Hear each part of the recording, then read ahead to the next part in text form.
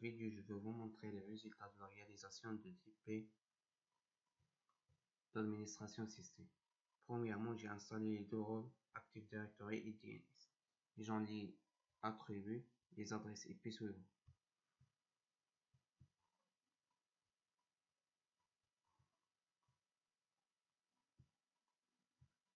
Pour le rôle DNS, on voit qu'il est bien installé. Notre domaine est nommé insat.log, comme on voit là.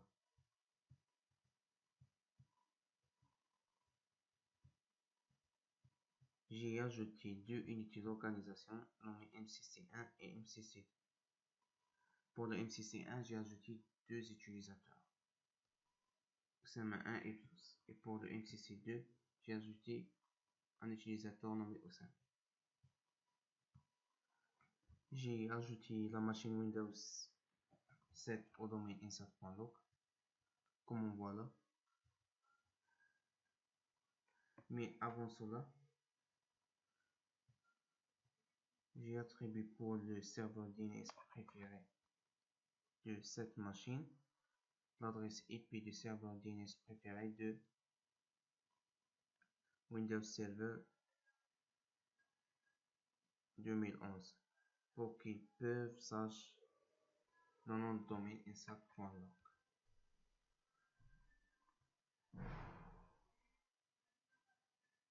Maintenant, on va tester la possibilité d'ouvrir cette session-là dans le domaine insat.log dans la machine Windows Server Windows 7. Pour cela, on va arrêter notre machine. On va arrêter notre session.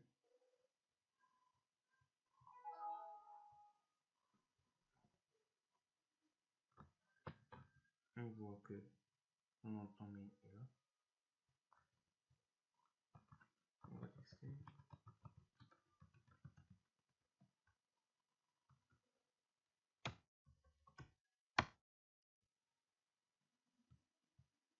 Et on voit que notre session est bien ouverte dans le domaine insat.log.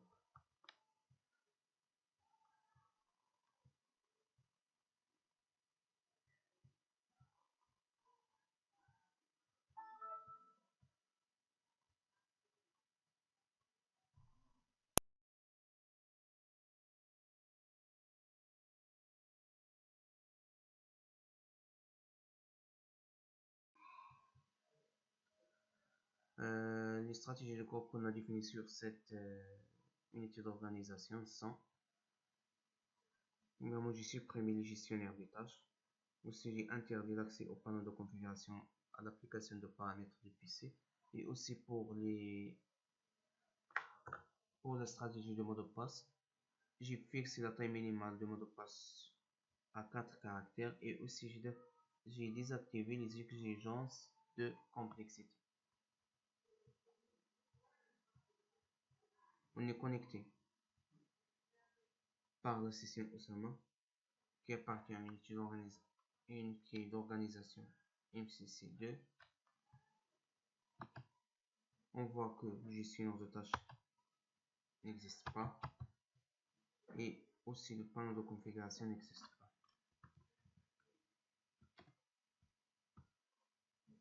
Lorsqu'on essaye de cliquer sur le panneau de configuration, un message nous demande de contacter notre administrateur du système.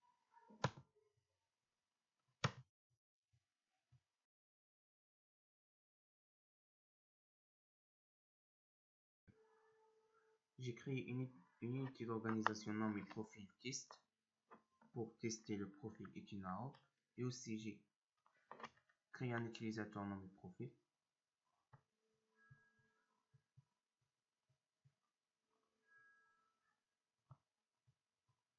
J'ai créé un dossier nommé profil.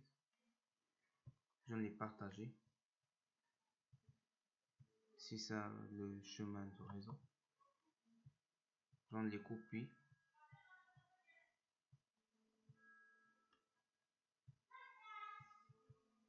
Et j'ai collé ce chemin dans Profils plus le nom de l'utilisateur. Maintenant, on va ouvrir notre session profil dans Windows 7. On va créer le mot de passe.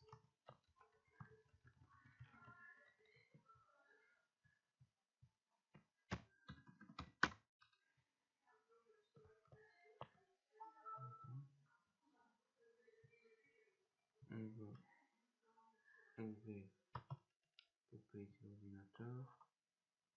Après, paramètres système avancé. Après,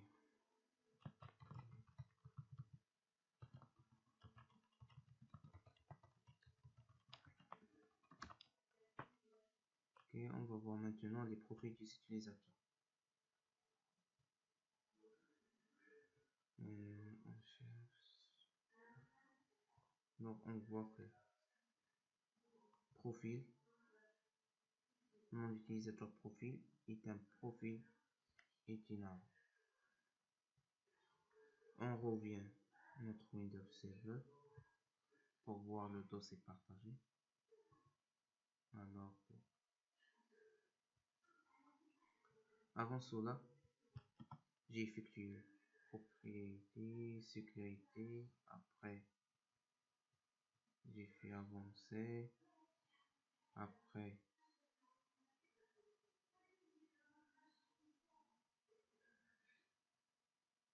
j'ai fait modifier,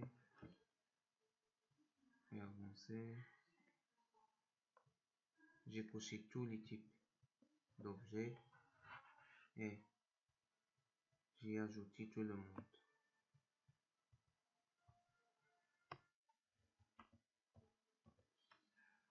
Donc on voit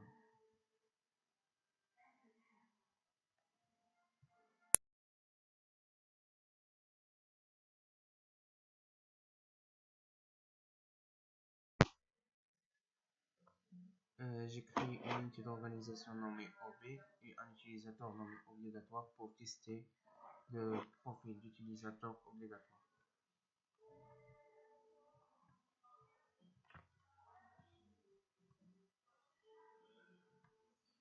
Alors, j'ai créé un dossier nommé obligatoire, je l'ai partagé. Donc, j'ai pris ce chemin de réseau, je l'ai collé dans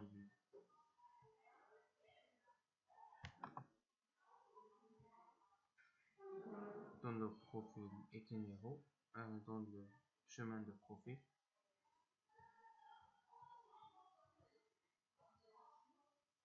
Le chemin de profil, ok.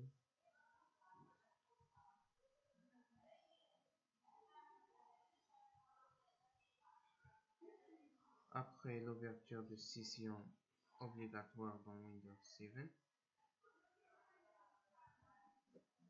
on a obtenu ce dossier-là, sur laquelle j'ai modifié l'extension de NetUser qui était une extension .dat. J'en l'ai modifié par l'extension .dat. Donc, le profil obligatoire est maintenant un profil d'utilisateur obligatoire à un profil obligatoire maintenant.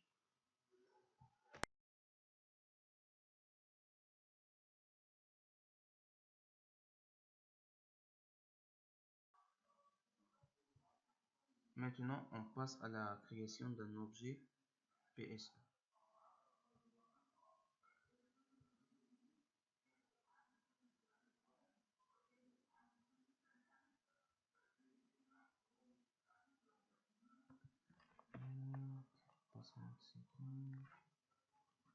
J'ai créé un objet PSE nommé user pwd et comme attribut,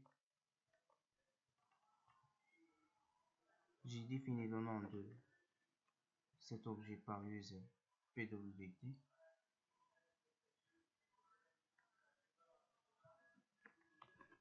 Pour la durée de verrouillage, j'en ai fixé à 1 heure. Pour la durée pour la durée après laquelle le compte de verrouillage va être réinitialisé, j'en l'ai fixé à 30 minutes, c'est-à-dire si j'ai saisi deux fois un mot de passe incorrect après 30 minutes, j'aurai de nouveau 3 fois de saisie.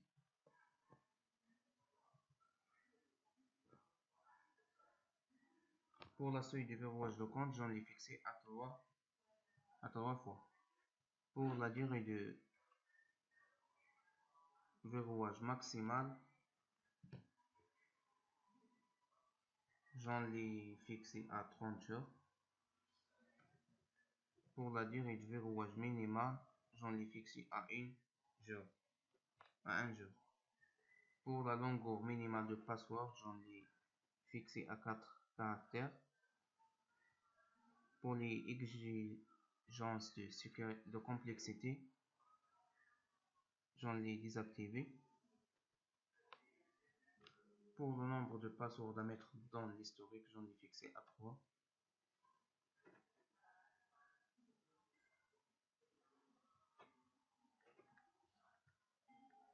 Alors, j'ai désactivé l'utilisation de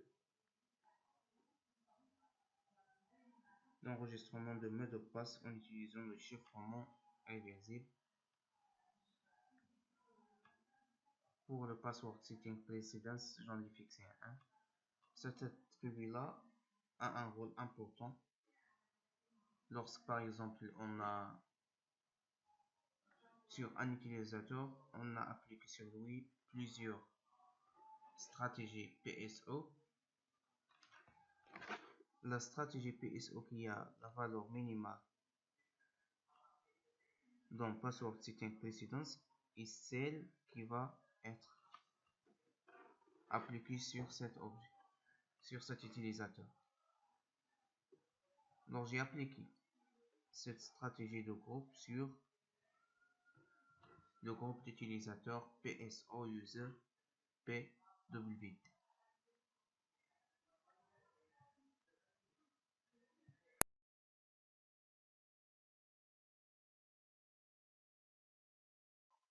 J'ai défini une autre dénommée DHCP1 dans le pool d'adressage. Définir une place d'adressage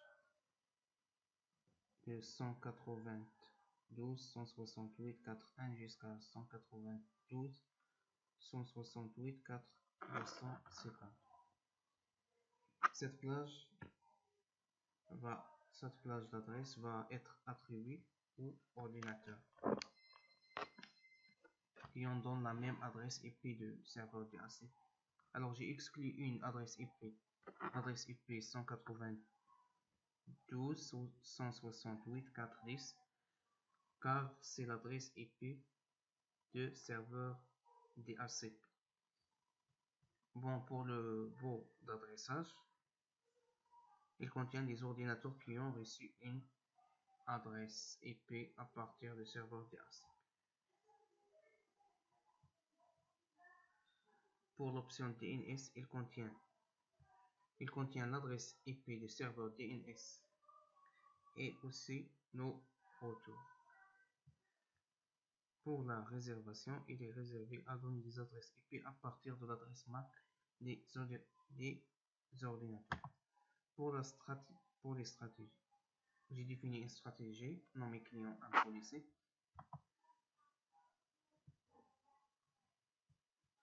telle que pour l'ordinateur d'adresse MAC suivant, j'ai lui attribué les adresses IP entre 192.168.4.1 et 192.168.4.15.